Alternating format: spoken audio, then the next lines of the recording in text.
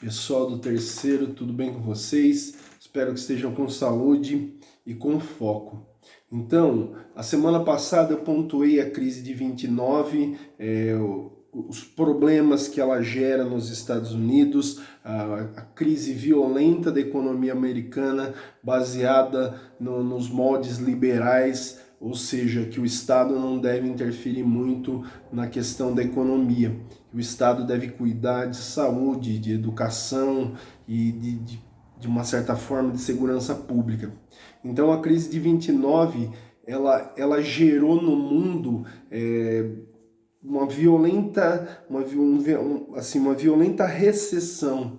Então o processo de recessão ele chegaria na Alemanha com toda a força da face da terra.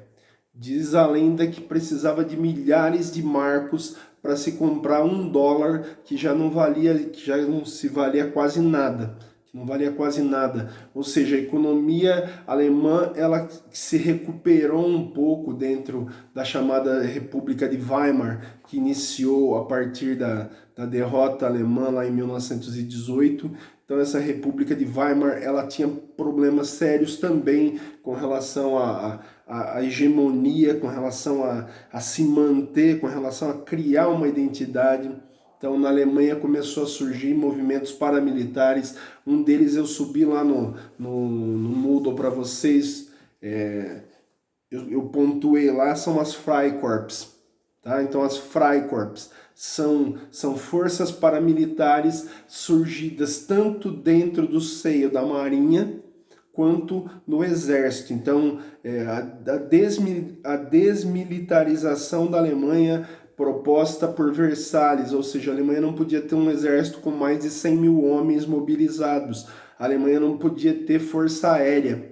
Então, a República de Weimar, ela entra no escopo e no estofo deste movimento, ou seja, a Alemanha em crise, responsável por todo o ônus da guerra.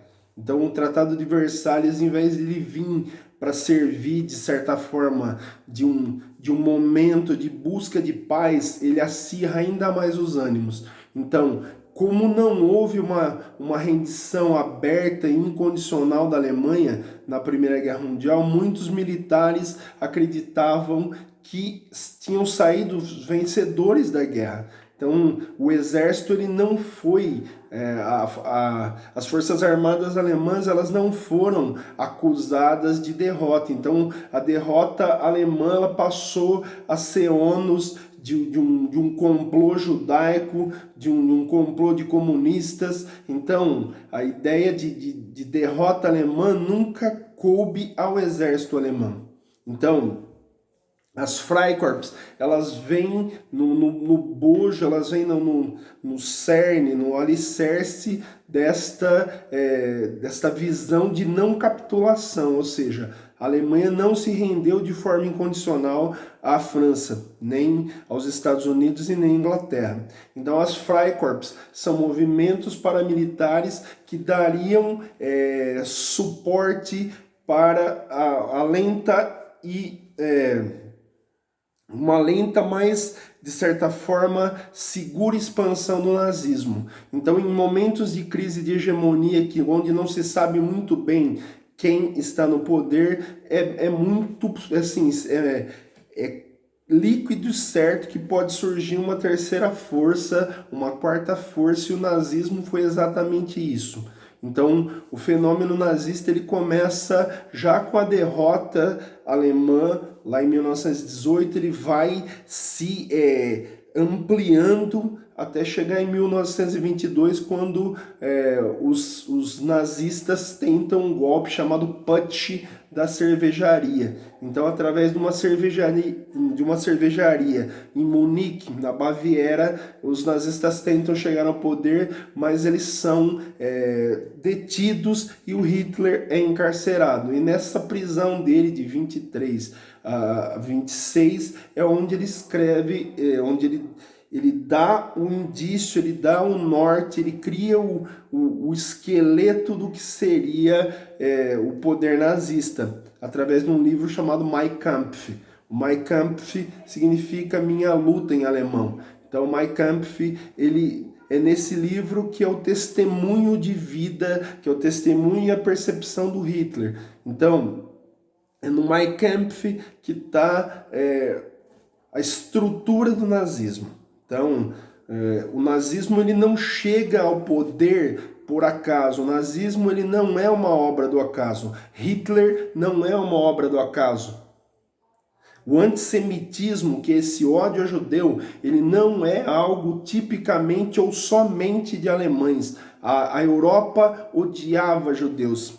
Então, o antissemitismo, se for ver a estrutura dele quando ele surge, é lá no fim do século XIX, como Hannah Arendt diz que é na França com o caso Dreyfus. Dreyfus é um capitão do exército alemão que é judeu e é encontrado no lixo dele, no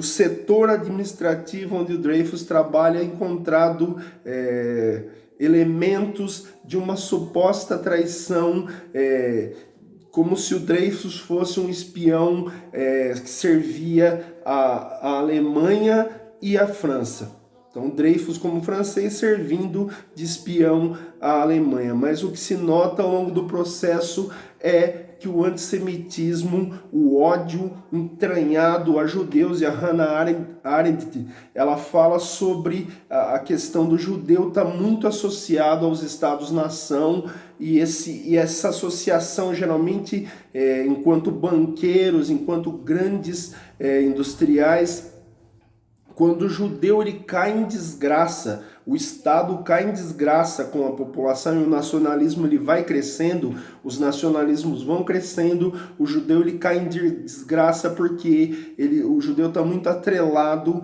à questão do Estado. Então, se o Estado cai em desgraça, o judeu cai em desgraça junto com o Estado, segundo a Hannah. Então, esse antissemitismo ele é um antissemitismo histórico. Então, o ódio a judeu ele não é algo criado pela Alemanha. E com isso não estou aqui tentando minimizar o problema dos milhões de mortos, dos milhares de mortos pelo nazismo. Então, o antissemitismo ele é um fenômeno europeu que é potencializado pelos nazistas. Então, olhou o antissemitismo, pensa que o antissemitismo, se um dia você for escrever uma redação, algum texto, algum artigo, pensa que o antissemitismo ele é algo entranhado dentro da Europa, e esse antissemitismo ele é potencializado nos anos 20, dentro daquela perspectiva dos loucos anos 20 e dessas sucessivas crises. Então as crises de hegemonia elas vão pontuando o aparecimento de sistemas totalitários. Então totalitarismo na Alemanha, Hitler, Partido Nazista. Olha a ironia, swastika em sânscrito, que é uma língua e uma escrita indiana, swastika ou svastika significa boa sorte. Então o símbolo suástica também foi apropriado pelos alemães, ou seja, tem que se buscar uma raiz histórica para as coisas, pessoal. Por isso que é muito importante estudar a história. Então, essas estruturas de poder, elas usam do conhecimento histórico para se perpetuar. O fascismo ele busca raízes no fátio, e o fátio é algo criado lá no Império Romano do Ocidente, a ideia do feixe. Então o fátio, ou feixe, é um símbolo do Império Romano do Ocidente. Então busca-se uma raiz histórica para se criar uma identidade. Então as identidades nazistas, a identidade nazista é buscada nas glórias do povo germânico. Então busca-se lá na Idade Média. Então toda a estrutura, toda a arquitetura de poder, ela tem a busca de valorização de ideais muito antigos. Então, para falar, olha, não surgiu ontem, tem raiz histórica. Então, o nazismo chega ao poder num momento de uma crise de hegemonia gigantesca, ou seja, a Alemanha de Weimar começa a se degringolar e o nazismo luta com os comunistas. Então, comunismo versus nazismo, comunismo de matriz soviética. Então, o medo desse comunismo dito ateu, o medo desse comunismo que tira a propriedade das pessoas, acaba com a propriedade privada dos meios de produção. Então, o medo disso faz com que se entregue o poder a pessoas inescrupulosas. Então, o nazismo chega ao poder de fato e de direito em 1933, quando Hitler recebe do Marechal Paul von Hindenburg o título de chanceler. Chanceler equivaleria à ideia de primeiro-ministro na Inglaterra. Então Hitler recebe o título de chanceler e o partido nazista chega ao poder. Em 1932, eu me esqueci, há um incêndio no Reichstag. Então o Reichstag seria o parlamento alemão. Até hoje é controverso quem efetuou o ato de colocar fogo no Reichstag. Só que isso daí independe, porque se os alemães, se os nazistas, colocaram fogo, Hitler chegou ao poder. Então, a partir de 33, a máquina nazista ela começa a ganhar corpo. Então, em 1933, a crise de 29 ela é um elemento essencial para se entender o processo de crise, ou seja, a Alemanha você precisaria de milhares de marcos para comprar $1. Então, vocês conseguem entender que não é fora do comum, não é um juízo de valor da minha parte, mas em momentos de crise é fácil entender que uma figura de força, gravem bem isso, uma figura do líder, do condottiere, que o Maquiavel falava lá no Príncipe, do condutor, do Duce na Itália, o condutor, o Duce, do Führer, aquele que dirige, aquele que comanda. Então, Führer na Alemanha, o Duce na Itália. Então, o nazismo ele é um produto do tempo dele. O fascismo é um produto histórico do tempo em que eles surgem.